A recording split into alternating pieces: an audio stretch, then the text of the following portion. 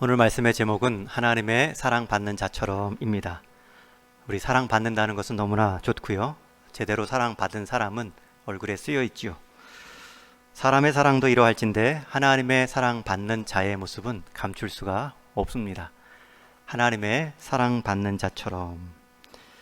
오늘 말씀을 제가 쉬운 성경 번역본으로 다시 한번 읽어드리겠습니다. 짧은 3절인데 우리 개역 성경 자체도 어려운 본문은 아니지만 쉬운 성경, 우리 아이들 함께 읽을 때 도움이 되는 그 쉬운 성경 번역 본문을 보면 더 한번 깊이 새겨집니다. 여러분은 하나님의 선택을 받아 그분의 거룩한 백성이 되었습니다.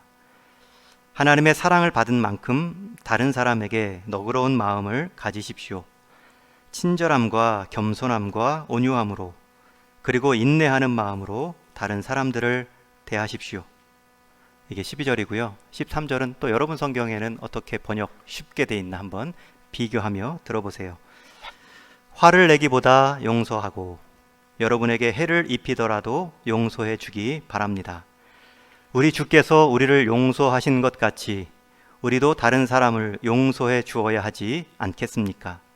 14절입니다. 이 모든 일을 하되 무엇보다도 서로 사랑하는 것이 중요합니다. 사랑은 모두를 완전하게 묶어주는 띠이기 때문입니다. 12절에서 14절 쉬운 성경본으로 읽어드렸습니다. 오늘 이 3절의 말씀 중에 가장 중요한 키워드, 키포인트, 열쇠되는 구절은 12절의 첫 문장입니다.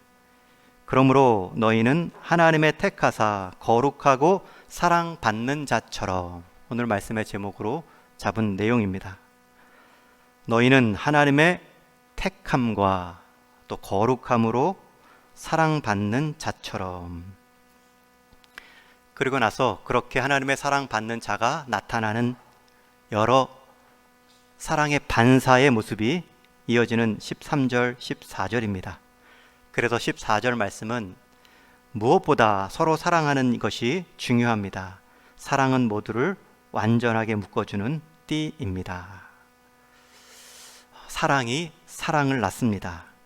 그 사랑의 시작은 사랑 자체 대신 하나님으로부터 출발합니다. 그래서 이 땅에 하나님의 온전한 사랑을 제대로 보여줄 수 있는 유일한 창구는 바로 교회요, 대상은 성도입니다. 오늘 말씀을 준비하며 그림책 하나를 소개하려고 합니다.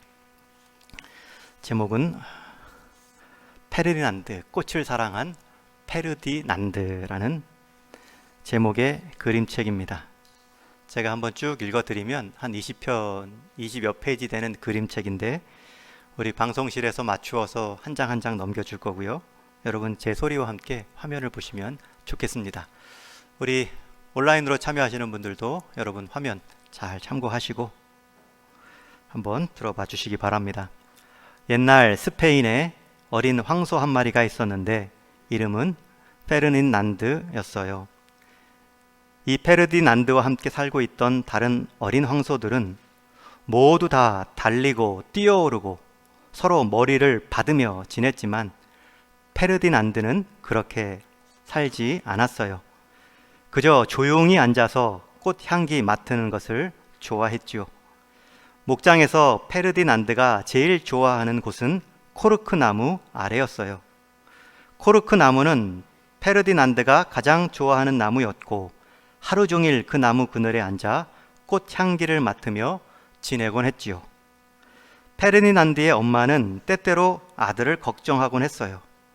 혼자서 외롭지 않을까 염려가 되었던 거지요.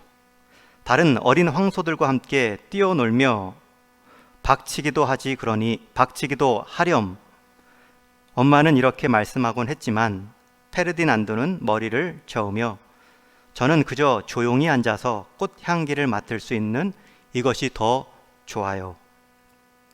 엄마는 페르디난드가 외롭지 않다는 것을 알고 그대로 내버려 두었습니다. 세월이 지나감에 따라 페르디난드는 점점 자라서 몸집이 아주 크고 힘센 황소가 되었어요. 같은 목장에서 자란 다른 황소들은 하루 종일 서로 싸우곤 했지요. 그들은 서로 머리를 받고 뿔로 찌르곤 했어요. 그들이 가장 바라는 일은 마드리드에서 열리는 투우 시합에 뽑혀 나가는 것이었어요. 하지만 페르디난드는 아니었어요. 그저 조용히 코르크 나무 아래 꽃향기를 맡는 것을 좋아했어요. 어느 날 아주 우스꽝스러운 모자를 쓴 5사람이 왔어요. 그들은 마드리드에서 열리는 투우에 싸우러 나갈 가장 크고 가장 빠르고 가장 거친 황소를 찾으러 온 것이지요. 다른 황소들은 모두 콧김을 내뿜고 박치기를 하고 껑충껑충 뛰며 돌아다녔어요. 그래야 그 사람들이 자기들을 아주 힘이 세고 거칠다고 생각해 뽑아갈 테니까요. 페르디난드는 자기가 뽑히지 않을 것이라는 것을 알았고 또 상관하지도 않았어요. 그래서 자기가 좋아하는 코르크 나무로 갔어요. 그곳 그늘진 시원한 풀밭 위에 앉아 있는데 그만 말벌을 건드리고 말았어요. 자, 여러분이 말벌이라고 생각해 보세요. 황소 한 마리가 여러분 위에 앉았다면 어떻게 하겠어요? 콕 쏘아버리겠죠. 그 말벌도 페르디난도에게 바로 그렇게 했어요. 아야, 굉장히 아프다. 페르디난드는 콧김을 내뿜으며 펄쩍펄쩍 뛰어다녔어요. 마치 미치기라도 한 것처럼 씩씩거리며 콧김을 뿜어내고 박치기를 하고 땅을 긁으며 뛰어다녔어요. 투우소를 찾으러 다니던 5사나이는 페르디난드를 보고 매우 기뻐하며 소리쳤어요. 여기에 가장 크고 사나운 황소가 있었다. 이 황소야말로 마드리드에서 싸울 바로 그 황소다. 그래서 그들은 투우가 열리는 날 맞추어 페르디난도를 수레에 태우고 떠났어요. 그날은 정말 굉장했어요. 깃발들이 휘날리고 악대가 연주를 하고 사랑스러운 아가씨들이 모두 머리에 꽃을 꽂고 참여했어요. 투우사들이 투우장 안으로 행진하기 시작했어요. 맨 먼저 투우사들이 리본 장식을 한 길고 날카로운 작살을 들고 들어왔어요.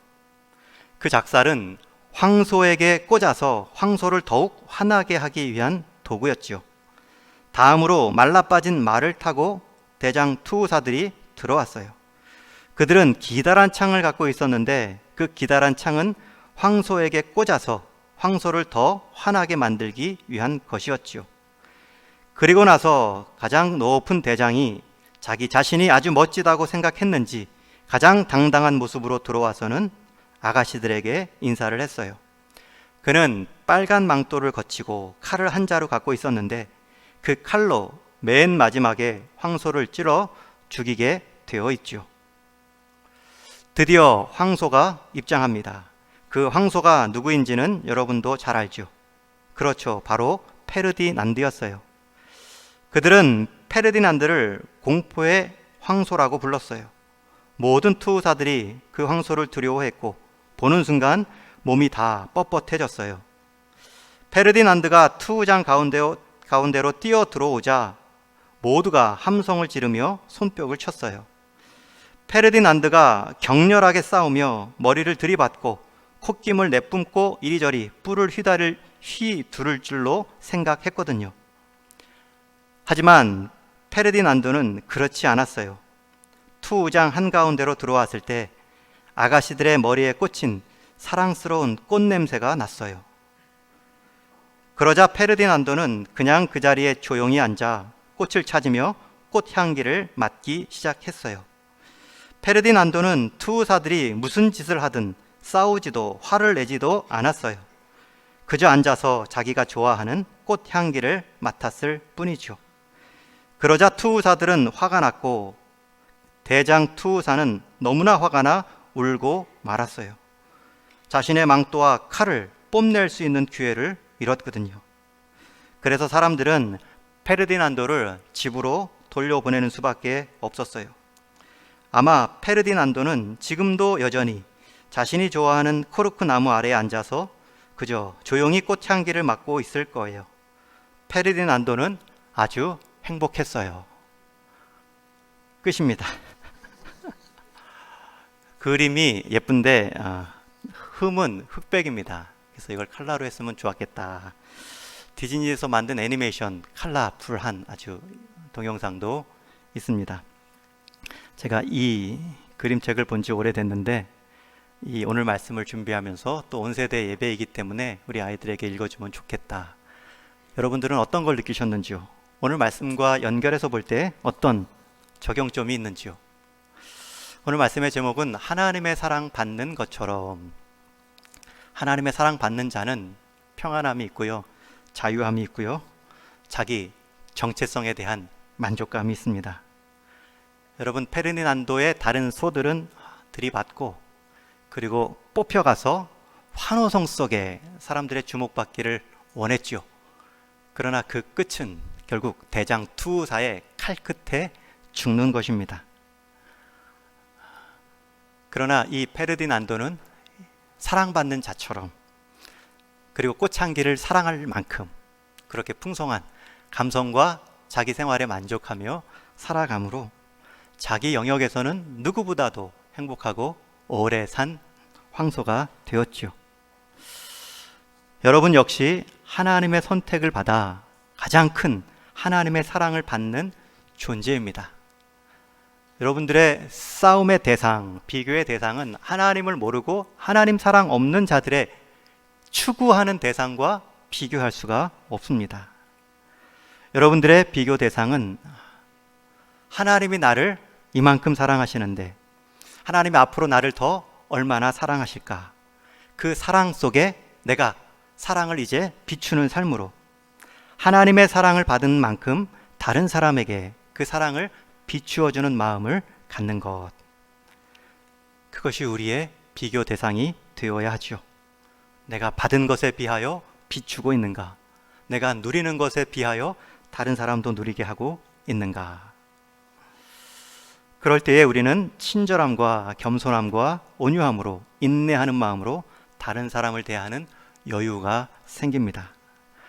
오전 말씀에서도 하나님과의 관계가 그분이 주시는 선물을 결정한다 말씀드렸습니다. 여러분, 우리가 하나님의 사랑을 받는 것, 하나님 자체를 경험한 것이 가장 큰 복입니다. 그리고 그 하나님을 기뻐하고 그 하나님과 대화하고 동행하는 삶이 경험되어지는 것은 분명히 세상과는 다른 구별된 모습입니다.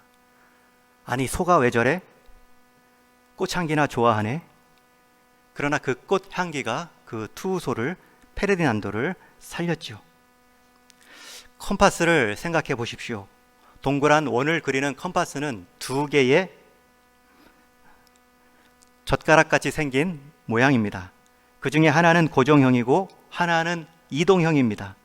컴파스가 그리는 크고 아름다운 원은 먼저 고정형 컴파스 첫째 다리가 자기 자리를 지켜야 합니다.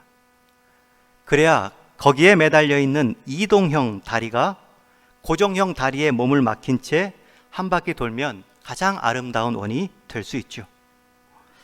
이동형 다리가 아니야, 고정형보다 내가 생각하는 더 큰 그림을 그릴 거야.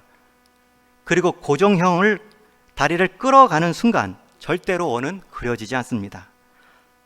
아름다운 원은커녕 절대로 원이 그려지지 않습니다. 원은 고정형이 결정합니다. 나무도 뿌리를 내리고 햇볕을 받아야지 가지가 햇볕 더 좋다고 뿌리를 뽑아내는 순간 바로 메마름이 시작됩니다. 아무리 급해도 어린 나무 가지를 빠르게 자라게 한다고 뽑아내는 순간 나무는 죽습니다. 여러분, 우리 인생의 고정형 콤파스는 하나님과의 관계입니다. 여러분이 하나님의 사랑받는 자임을 아셔야 됩니다. 우리 어린 생명들뿐만 아니라 어르신들, 오늘 주보에 쓴 것처럼 내 노화의 모습, 이것이 하나님 사랑받는 일에 있어서 부족하거나 모자람이 있는 모습은 아닐까? 절대 그렇지 않습니다.